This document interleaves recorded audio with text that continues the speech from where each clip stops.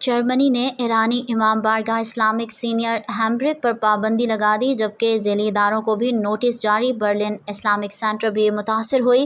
جرمنی کے 8 وفاقی ریاستوں میں 53 اسلامک سینٹرز میں سرچ آپریشن شروع کر دیا گیا۔ برلن کے داخلہ سینیٹر آئرس سپرنجر SPD نے کہا کہ یہودیوں اور اسرائیلی شہریوں کے خلاف نفرت اور اشتعال انگیزی کو برداشت نہیں کیا جائے گا۔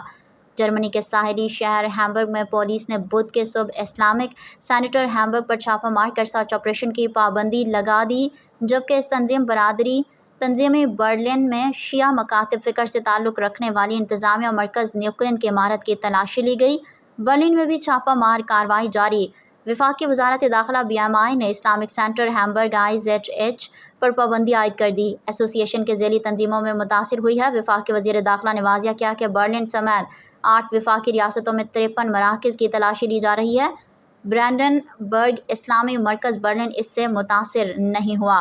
واضح رہے کہ چند ماہ کے اندر اسلامک سینٹر پر دوسری مرتبہ چھاپہ مارا گیا۔ نومبر میں ہیمبرگ کے ایلسٹر پر بلو مسجد جلانے والے مرکز کی عمارتوں اور اس کے ذیلی تنظیموں پر پہلے ہی ملک گیر چھاپے مارے جا چکے ہیں۔ وسیع پیمانے پر شواہد قبضے میں لیے گئے تھے اور اس کے بعد سے ان کا جائزہ لیا گیا۔